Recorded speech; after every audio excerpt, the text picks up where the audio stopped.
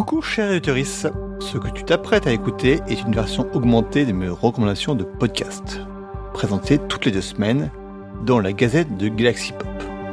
Augmentée car en plus de ma courte présentation que vous avez peut-être déjà entendue, j'y ajoute des extraits pour illustrer mes propos. Ma chronique, elle, sera toujours en exclusivité dans la Gazette de Galaxy Pop. Écoutez-la, elle résume très bien l'ensemble des sorties du label et il y a dedans des vrais morceaux de bonne humeur. Et en attendant, bonne écoute des recommandations podcastiques de Chao. Dernièrement, on a parlé de podcasts qui se sont arrêtés. Mais qu'est-ce qui se passe quand c'est le contraire ? Quand c'est nous, les auditrices et les auditeurs, qui arrêtons nos écoutes. Et bien aujourd'hui, c'est cela qui va être l'objet de la chronique. En vous parlant de Super Ciné Battle. C'est un podcast sur le cinéma de Daniel Andrieff, Camus Robotics, qui restera pour moi éternellement Blue Accordéon dans France 5, et Stéphane Boulet, Werner Herzog, anciennement GK Plugin Baby. Avant de dire pourquoi j'ai arrêté ce podcast, décrivons-le pour comprendre pourquoi je l'ai aimé et pourquoi je l'aime encore un petit peu, alors que je l'écoute même plus. Comme j'ai dit, il traite de cinéma, mais pas les sorties récentes, plutôt de films sortis il y a plusieurs années. Disons qu'il fait un classement du pire au meilleur film de chaque génération, en faisant une liste qui différencie selon les décennies. Donc les années 50, 60, 70, 80, 90, 2000 et 2010.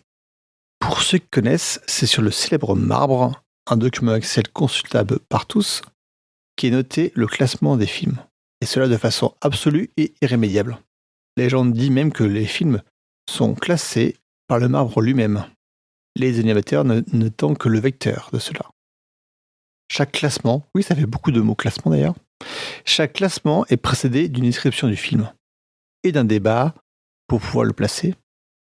Et ensuite, il passe au film suivant, toujours en restant dans la même décennie dans l'épisode 1. Débuté en 2016, il est actuellement le 7 février 2026, 232 épisodes en comprenant le pilote. L'écouter a toujours été sympa. Même si je ne partage pas toujours leur avis, il reste cultivé et pertinent. La mauvaise foi étant présente de façon occasionnelle, mais bon, ça, qui ne l'est pas de mauvaise foi, moi compris. Et ça m'a même souvent donné envie de regarder les films.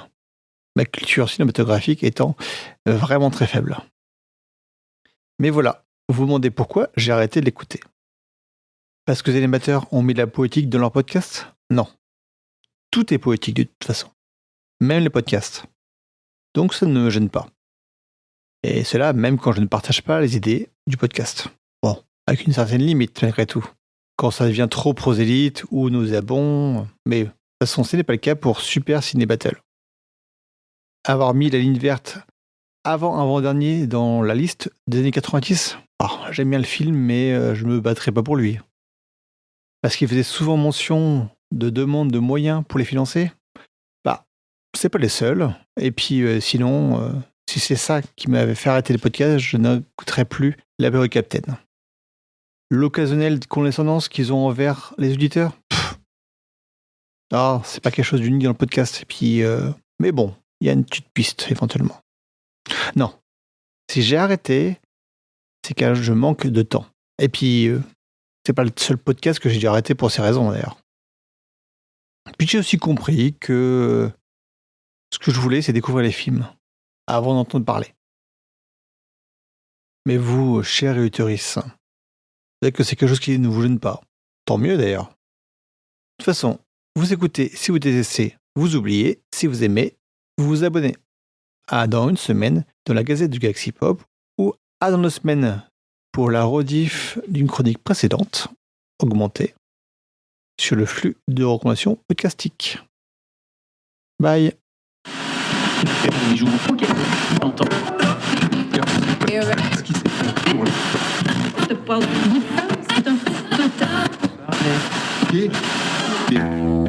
Ah oui, et le premier, il n'y a que ça, et le second, ça n'existe pas.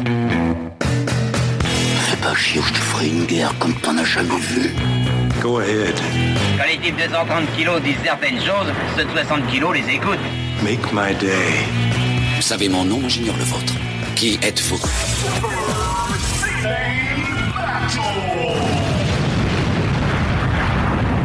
Le second, c'est un con. Super Ciné Battle, c'est le podcast où nous établissons le classement ultime du cinéma. Nous prenons vos listes de films que vous nous adressez pour les classer du meilleur au pire, afin d'obtenir la liste ultime. Ceci est notre épisode 231. Nous sommes bientôt en 2026, mais non, nous sommes encore en 2025. Et de l'autre côté du poste, j'ai un miraculé. C'est ça, lui-même. Il lui arrivait la pire des choses qui pouvaient arriver à un enseignant. C'est Il ça. s'est embourgeoisé. Exactement. La pire des choses qui pouvaient m'arriver, j'ai été promu. Bon, ma foi. Stéphane a été promu. Alors, qu'est-ce que ça veut dire pour la France? Qu'est-ce que ça veut dire? Ça veut dire que est-ce que la France est si désespérée? Je ne sais pas. Moi, je pense que c'est un signal positif pour la France, pour dire que enfin, aux manettes, il y a des gens compétents. Ça va nous changer. Stéphane, comment dois-je t'appeler maintenant? Monsieur le chef d'établissement, s'il te plaît. Monsieur le chef d'établissement, ça y est, ton statut a changé? Oui, enfin, il a changé jusqu'au moment où je ferai autre chose. Mais... Ben oui. Donc, monsieur le chef... Mais est-ce que t'es directeur? Est-ce que t'es proviseur? Est-ce que t'es quoi? Je suis principal adjoint. T'es principal adjoint? Oui, enfin, après toutes ces années à l'école, j'ai enfin réussi le droit d'aller au collège, tu vois, comme quoi. Donc, les enfants qui nous écoutaient, vous voyez tout ce qu'on peut faire sans coucher. C'est ça, exactement. Ça, on peut le dire, tu n'as pas gravé. Non, je n'ai pas donné de ma personne. De Vénus pour arriver à tes fins. C'est ça. Mais combien de personnes, combien de cadavres? Ah bah ça. mais Stéphane, il me semble que je t'entends mieux. Qu'est-ce qui s'est passé? Est-ce que ton embourgeoisement, est-ce que ça veut dire que tu as donc une meilleure connexion? Ça, alors je ne sais pas si c'est les astres cosmiques qui se sont alignés ou quoi que ce soit, mais il est vrai que dans le même timing où je suis devenu chef d'établissement, j'ai acquis la capacité d'utiliser la fibre pour me connecter à Internet. Et donc c'est un changement radical. Mon fils, il a cru que c'était le Noël avant l'heure. Et donc voilà, ma vie a changé. Tout d'un coup, tes bookmarks sont devenus très... Qu'est-ce que c'est hentai? Donc, c'est ce que je disais, c'est que le paradoxe, c'est que maintenant que j'ai la fibre, donc je peux télécharger plein de jeux, je peux regarder les films en 8K sans problème. Mais comme en fait à cause de mon boulot, j'ai plus le temps. C'est absolument parfait, ça me sert à rien. Donc voilà, je suis content que mon fils en profite en tout cas. Alors, si vous nous écoutez en dégâts, alors juste pour préciser. Il y a eu un long hiatus entre le 230 et le 231. Enfin, on n'a jamais pris autant de temps à enregistrer. C'est que tu es devenu un peu injoignable, en fait. Pas injoignable, mais tu étais joignable, mais t'étais indisposé. J'étais indisponible, effectivement. Voilà, mes journées sont particulièrement longues et effectivement, voilà, je me couche à des heures de grand-père. T'as quoi? T'as 2 heures de déplacement par semaine? Est-ce que ça te dirait de refaire le top 20? Et même, je te dirais le top 30, mais plutôt le... Ouais, vas-y, commence déjà par le top 20, si c'est pas... Le top 20 des années 2000, on commence avec Les Fils de l'Homme. Ensuite, on a Mulholland Drive, Memories of Murder, No Country for Old Men, History of Violence, Mother, donc attention, évidemment, celui de Bong Joon-ho aussi, GSA, Master and Commander, Millennium Actress, et Attends, Bong Joon-ho, tu veux dire que c'est un réalisateur qui a compté dans ce millénaire? Non, parce que je l'ai pas vu dans la liste de Tarantino. Un petit peu. Alors en plus, Tarantino, il est rigolo parce que justement, fut une époque, il y a pas si longtemps, il avait mis justement Memories of Murder et GSA dans ses films préférés du millénaire. Donc voilà. Oui, mais c'est des films asiatiques et maintenant ça compte moins. Souvent Tarantino change. Voilà. Et c'est vrai qu'il les avait. Bien sûr. Était dedans, bien sûr. Il était dedans, bien sûr. Ouais. Mais où est passé ce mec là qui était vraiment un portail vers le cinéma asiatique et qui maintenant nous fait machin à Paris avec de Woody Allen comme meilleur film de millénaire. Ouais. C'est pas possible. Bah il vieillit. Écoute, qu'est-ce que tu fais passer? Je pense qu'il y a vraiment aussi c'est aussi des trucs, des marques de soutien envers ses copains. Oui, c'est possible, effectivement, que voilà. Et donc, je disais, voilà, le vase de Chihiro qui conclut le top 10. Ensuite, à la 11e place, on a The Host, encore Bong Joon-ho. Non, t'as une ancienne liste, c'est pas possible. Bah non, moi je vois la liste des années 2000. 11e, moi je vois la Grenelle Mulet. Ah oui, pardon, j'ai décalé, Oh là là, pardon. j'ai Ah oui, peur, j'ai 11, peur 11, la de graine et le te dire. minot. Ouais, tout à fait, tout à fait. Non, non, Donc Keshish a sorti un nouveau opus de son oui, Canto Doué. ouais, c'est tout à fait. Donc la graine et le mulet, The Host, Exilé, Eternal Sunshine of the Spotless Mind, Elephant, La Cité de Dieu, Itumama Tembien, The Yard, Time on Tide, et on termine avec Infernal Affairs à la 20e place. Et comme j'ai envie, je fais les 10 suivants. Tokyo Godfathers, donc Satoshi Kon en 21e, 22e Casino Royale, 23e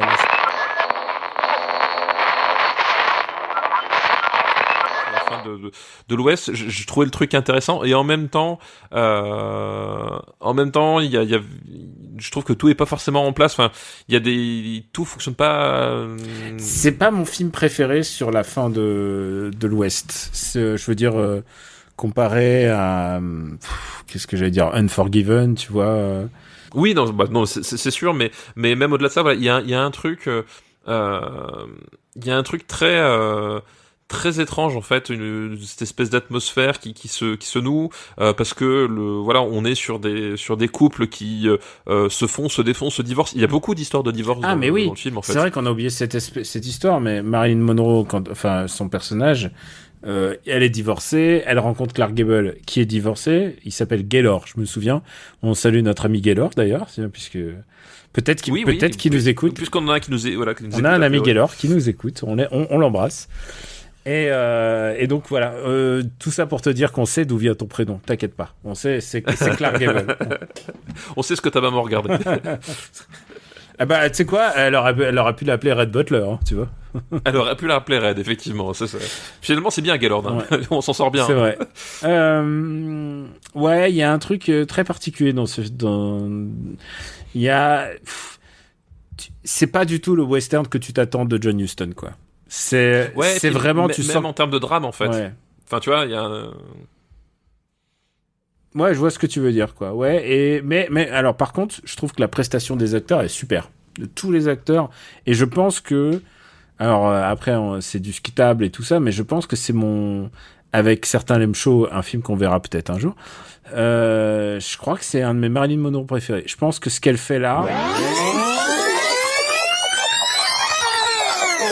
quelque chose comme ça, quoi. Bah, l'intérêt de quelque chose comme ça dans cette dynamique-là, en fait. Encore une fois, voilà, avec l'écrivain / compagnon qui était sans arrêt sur son dos et qui cherchait à explorer ses fêlures et à la pousser à bout. Alors, je sais pas si c'était forcément conscient de sa part ou quoi, mais il y a quand même cet aspect-là qui ressort des différents documents sur le tournage et du fait que voilà, Marilyn était déprimée, mais que c'est pas un tournage qui l'a aidé à s'en sortir, quoi. Ça c'est clair et net, quoi. Je pense qu'on va classer le film. On va classer le film, effectivement.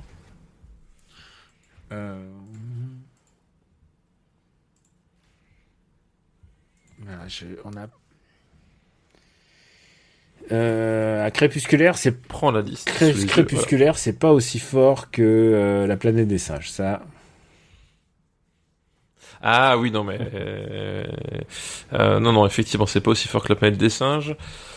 Où est-ce qu'on... Je préfère l'Armée des Ombres. Attends, l'Armée des... Ah oui, oui, je préfère aussi... l'Armée des Ombres, je préfère La Prisonnière, je préfère Bon Baiser de Russie, mais bon, c'est Bon Baiser de Russie.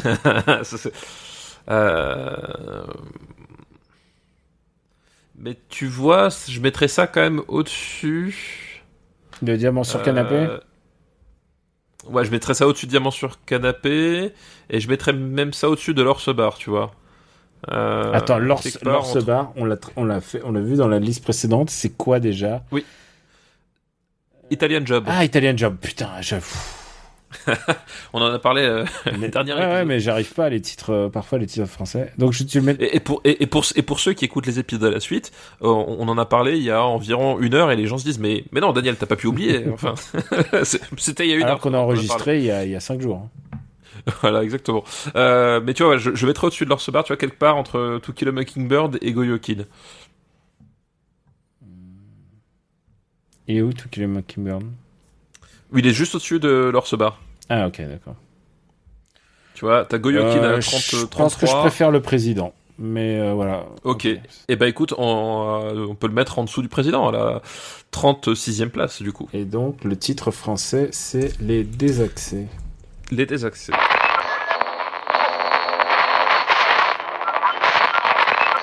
Et donc, c'est un film avec Bill Murray, forcément. Donc, il nous reste encore 2 films dans cette liste. Et tu vas voir tout de suite. Le deuxième film de cette liste, c'est la moustache de Robert De Niro dans Jackie Brown. T'as la moustache de Robert De Niro dans Jackie Brown. Est-ce que ça, rien qu'avec cette phrase, tu sens pas le sexe? Si, je sens le sexe absolument dans tout Jackie Brown. Voilà, donc Jackie Brown, 1997, le film qui suit Pulp Fiction dans la chronologie tarantinienne. Et je pense que c'est le plus audacieux, parce que quand tu sors de Pulp Fiction, que tu fasses un film comme Jackie Brown... C'est ça, c'est qu'en fait, effectivement, Jackie Brown a cette particularité qu'il va prendre à contre-pied, en fait, tout le monde. Parce qu'autant t'avais une certaine logique, progression entre Reservoir Dogs et Pulp Fiction, autant avec Jackie Brown, il va essayer de proposer quelque chose qui lui ressemble toujours. Enfin, je veux dire, t'as énormément de choses tarantiniennes, mais qui va en même temps se décliner, pas de la façon dont on l'attendait, quoi. Et la manière dont on l'attendait pas, c'est que Pulp Fiction est un hommage au film Pulp, c'est dans le titre. Jackie Brown est un hommage au film de la Blaxploitation des années 70. C'est un film en hommage à la Blaxploitation, et en même temps, c'est un film qui ne ressemble pas non plus à la Blaxploitation. Enfin, il y a vraiment un truc qui est très... C'est un film de Tarantino, faut pas oublier. Voilà, ce qui est bien, enfin, l'hommage évident, c'est d'avoir choisi Pam Grier en égérie. Puisque Pam Grier, voilà, enfin, c'est une actrice iconique, Coffee Brown dans le film, voilà, de la Blaxploitation, qui a eu une suite de carrière quand même très compliquée. D'ailleurs, on la retrouve dans Escape from LA de John Carpenter, où elle joue un travesti. Et qui là d'un seul coup est ressuscité par Tarantino par un espèce de prisme. Voilà, c'est assez drôle parce que c'est Pam Grier tel que Tarantino l'aurait rêvé dans le rôle qu'il aurait voulu avoir dans les années 70. Enfin, il y a vraiment cette espèce de reconstitution très tarantinienne, quoi, pour le coup, un peu hors du temps. Et c'est un film qui va et là où je dis que c'est pas un vrai film de Blaxploitation, c'est que on va pas être sur des thématiques de la Blaxploitation, ni même sur un rythme de la Blaxploitation. On va être sur la présence de cette actrice, sur la réutilisation de codes musicaux, de choses comme ça, et ça va donner un truc qui est finalement plus peut-être plus lancinant que ce qu'on pouvait attendre, quoi. Et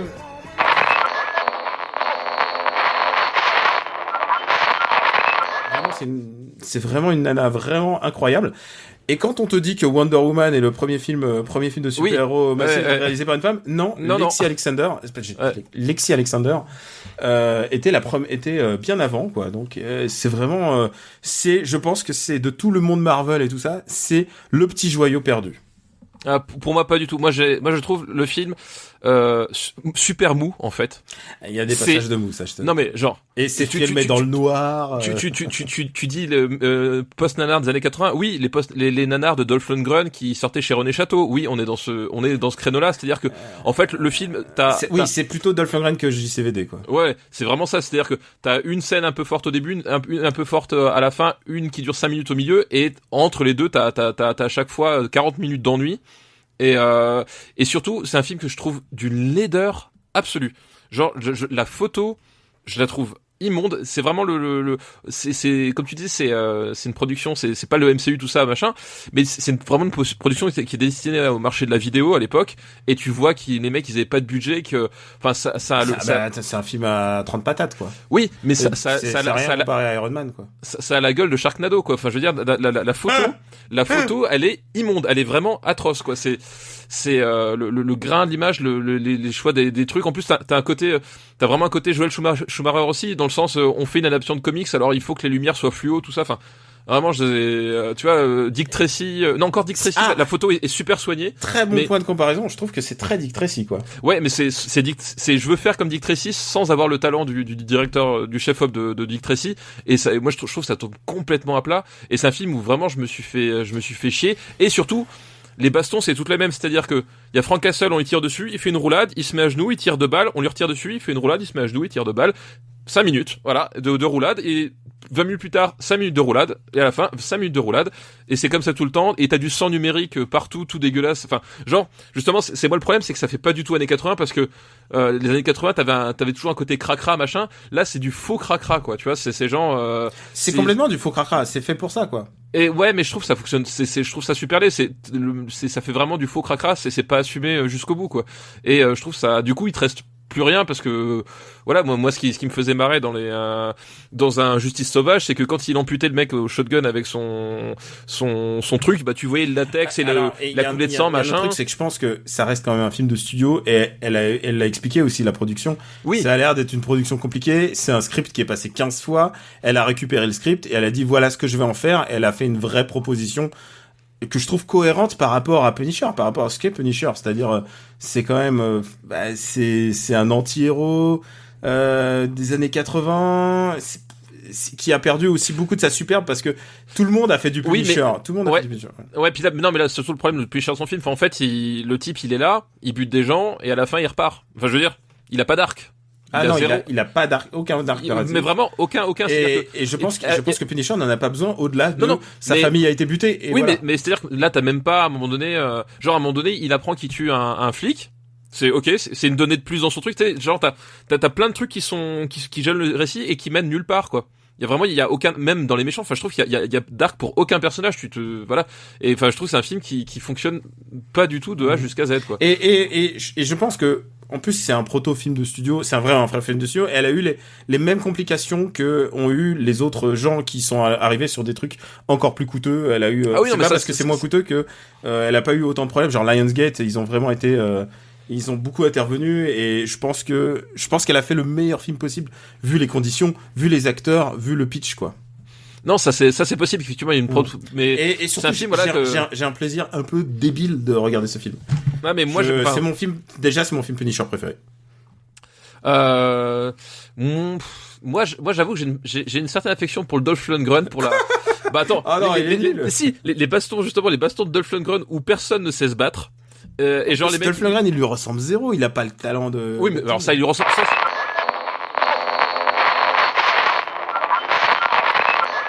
Écoute, on va tenter un truc, on va tenter une liste. On est parti. C'est un film, c'est une liste qui nous est envoyée par Milhouse. Merci Milhouse pour ta musique. Milhouse, comme disent les Français. Van Houten, ouais. Milhouse. Tu l'as? C'est bon? Je l'ai, effectivement. Okay. Je suis fan de South Park, donc évidemment. T'es con. Et sa liste s'appelle Film avec des loupards. Ah, film avec des loupards. Et je sais que tu t'aimes bien les films avec des loupards. Bah oui, c'est bien les loupards. Nous, et c'est quoi ton film de loupard préféré? Oh, le film de loupard préféré. Moi, c'est The Warriors, hein, je pense. Oui, bah ouais, t'as clairement t'as The Warriors. Moi, c'est The Warriors. Moi, c'est simple. Oui, c'est simple. Oh, il y a plein de trucs. Ouais, The Warriors. Mais The Warriors est tellement iconique en fait. Tellement, voilà. Enfin, c'est le côté gang qui, enfin voilà, hyper identifiable, etc. C'est vrai que c'est quand même, c'est comme comme assez hyper iconique, quoi, c'est vrai. Alors, prépare-toi, on va redescendre d'un cran, quand même. Je veux pas survendre, mais ça peut faire un bon épisode de podcast, hein, ceci dit. Le premier film de cette liste, et alors, attention, il faut que je reprenne la page, parce que là, je sais plus du tout qui est réalisé, qui a fait quoi dans ce film? Ah ouais, non, parce que les films, genre, à un moment, tu vas faire, ah, qu'est-ce que c'est? C'est un film qui est réalisé par Gilles Béat et qui s'appelle Rue Barbare.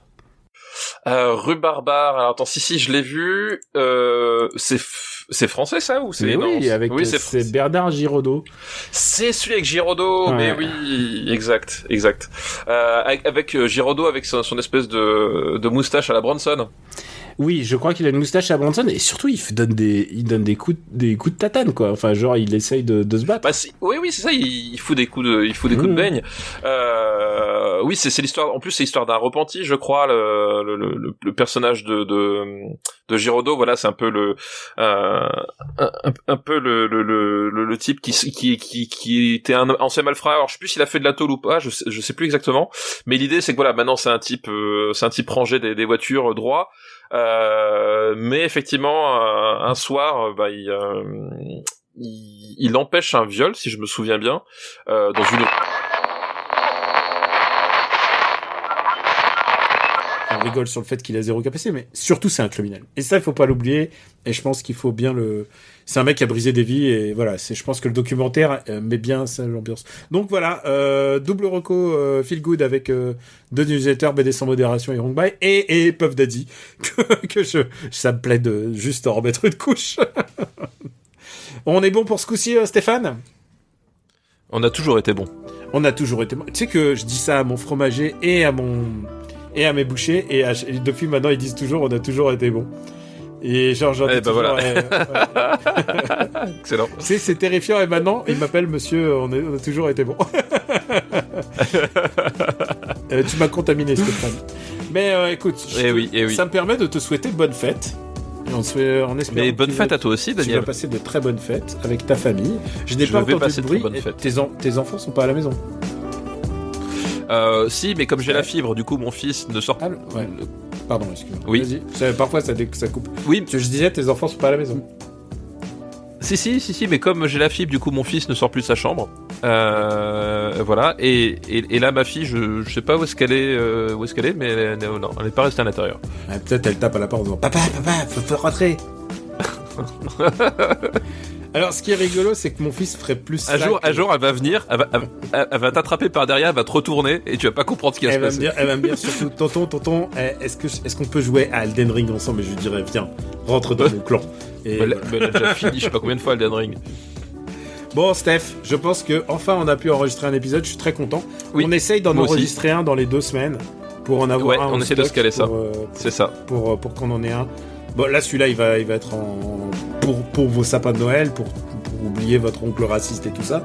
Mais l'autre, il va arriver début janvier, je pense. On va essayer de faire ça. On peut le faire. C'est ça. La rédaction s'engage. Voilà. Et écoute, je te souhaite de bonnes fêtes. Je te souhaite de ne pas rêver de Jordan Bardella. Oui, je me le souhaite aussi. Je me le souhaite aussi. Et c'est dans ton rêve, il te fait. Mais où trouve-t-il l'énergie?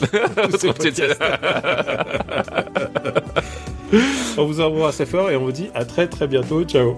Ciao à tous.